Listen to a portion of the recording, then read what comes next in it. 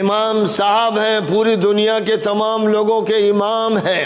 اور مسجد حرام میں کھڑے ہو کر وہ خطبہ دے رہے ہیں اور امامت فرما رہے ہیں، لیکن اپنی حکومت سے ڈر رہے ہیں، حکومت کی بات کر رہے ہیں، اس کے تابع فرمان ہیں، اس کے آرڈر کے بغیر اور اس کی خواہشات کے بغیر لفظ نہیں بول سکتے۔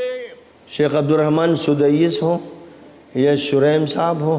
یا چنی و چنا ہو، بڑے بڑے خوبصورت مسجد حرام میں یا مسجد نبوی میں وہ امامت کر رہے ہیں، لیکن وہ اپنی حکومت کے غلام ہیں۔ اگر مسجد حرام میں ہیں اور امریکہ سے ڈرتے ہیں،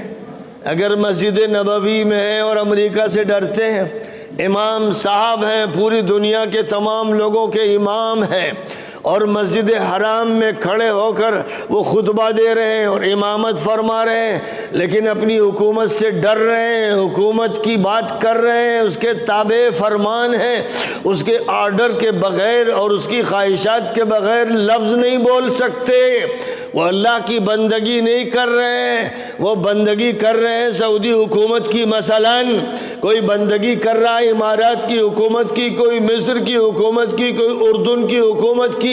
ان حکومتوں کی بندگی کرتے ہوئے، اور یہ حکومتیں امریکہ اور اسرائیل کے تابع ہیں، یورپ کے تابع ہیں، لہذا وہ ہمارا امام جو کھڑا ہوتا ہے اور وہ سورہ فاتحہ پڑھتا ہے، الفاظ ہوتے ہیں قرآن کے، لیکن اس کا ذہن، اس کا سوچ، اس کا پلان وہ ہوتا ہے جو اس کی حکومت کا ہے، اور اس کی حکومت کا پلان وہ ہے جو امریکہ کا ہے، وہ پلان ہے جو اسرائیل کا ہے، وہ پلان ہے جو برطانیہ کا ہے، فرانس کا ہے، جرمنی کا ہے، یورپین کنٹریز کا ہے۔ تو اس طرح جو ہمارا امام ہے، لاکھوں انسانوں کا امام، حج میں امامت کر رہا ہے، عمرے کے موقع پر وہ امامت کر رہا ہے، روزانہ 5 وقتہ امامت کرتا ہے، یہ ساری امت مسلمہ کا امام، اور یورپ کا غلام، امریکہ کا غلام، امریکہ کے لونڈے لپاٹوں کا اور امریکہ کے ماتحتوں کا غلام ہے۔ اگر یہ کہہ دیں کہ قنوت نازلہ نہیں پڑھا جائے گا تو نہیں پڑھے گا، وہ اگر کہہ دیں کہ وہ آیتیں جو یہودیوں اور عیسائیوں کے بارے میں ہیں ان کو خطبے میں ذکر نہیں کیا جائے گا تو نہیں کرے گا، کیونکہ اگر وہ آیتیں پڑھ دے گا تو سب سے پہلے ان آیتوں کا انطباق اسی کی حکومت پر ہوگا جس کا وہ خود غلام ہے۔ حکومت اسے تنخواہ دے رہی۔ شیخ عبد الرحمن سدیس ہوں یا شریم صاحب ہوں یا چنی و چنا ہو، بڑے بڑے خوبصورت پڑھنے والے، وہ ہمارے امام ہیں، ہم ان کی قدر کرتے ہیں اس وجہ سے کہ بھائی امت مسلمہ کے لیے ان کو مقرر کیا گیا، مسجد حرام میں یا مسجد نبوی میں وہ امامت کر رہے ہیں، لیکن وہ اپنی حکومت کے غلام ہیں۔ اب اگر وہ یہ پڑھیں گے یا ایھا الذین آمنوا لا تتولوا اليہود والنصارى لا تتخذوا اليہود والنصارى اولیاء بعضهم اولیاء بعض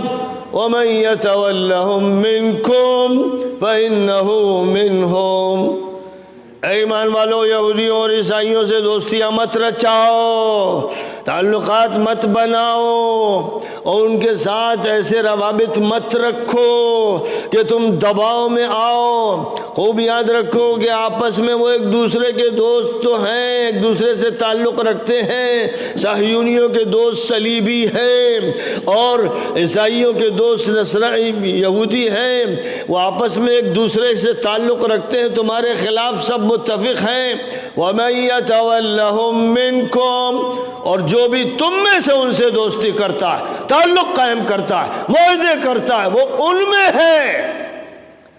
قرآن یہ کہہ رہا ہے، یہ آیت اگر پڑھی جائے گی، امام حرم پڑھے گا تو اس آیت کا انطباق محمد بن سلمان پر ہوگا، محمد بن زائد پر ہوگا، سیسی پر ہوگا، اردن کے عبداللہ پر ہوگا، اور وغیرہ وغیرہ، ان سب پر اس کا انطباق ہے، اور ڈائریکٹ ہے، اور واضح ہے، اور صریح ہے۔ اب ظاہر ہے کہ امام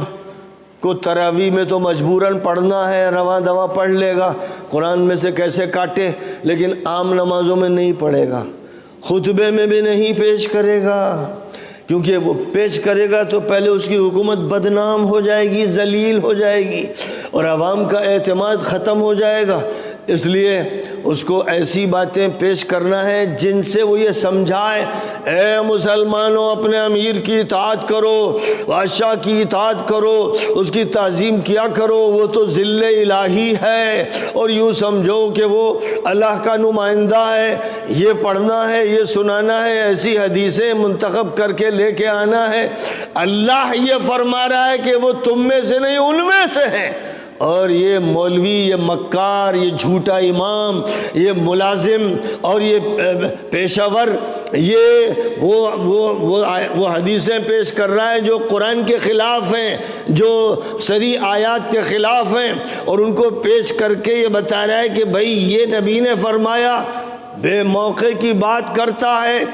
وہ حدیثیں ان لوگوں کے لیے ہیں جو خلیفہ راشد ہیں، ان کے لیے ہیں جن کے بارے میں انفرادی طور پر کوئی بدگمان ہو رہا ہو تو نہیں ہونا چاہیے۔ جو نظام اسلامی قائم ہے، جب اسلامی نظام چل رہا ہو تو اس میں فرد کو نہیں دیکھا جاتا، اجتماعی نظام کو دیکھا جاتا ہے۔ لہذا خلفاء راشدین جو ہوں، ائمہ عادلین جو ہوں، شریعت کو منطبق کرنے والے جو افراد ہوں، ان کے بارے میں وہ حدیثیں ہیں کہ ان کی اطاعت کرو، ان کی بات مانو۔ ہر آدمی اپنا بکھیڑا لے کے کھڑا ہو جائے گا تو حکومت کتنے دن چلے گی؟ ان کے بارے میں کہا گیا، اور جن کے بارے میں قرآن یہ کہہ رہا ہے کہ وہ تم میں سے نہیں،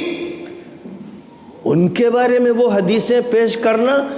جرم ہے، بدماشی ہے، تلفیق ہے، دجالیت ہے، اور اس دجالیت کے مجرم آج کل کے بہت سے سلفی ہیں۔ بہت سے سلفی یعنی کہتے ہیں ہم سلف کو ماننے والے، ہم حدیثوں کو ماننے والے،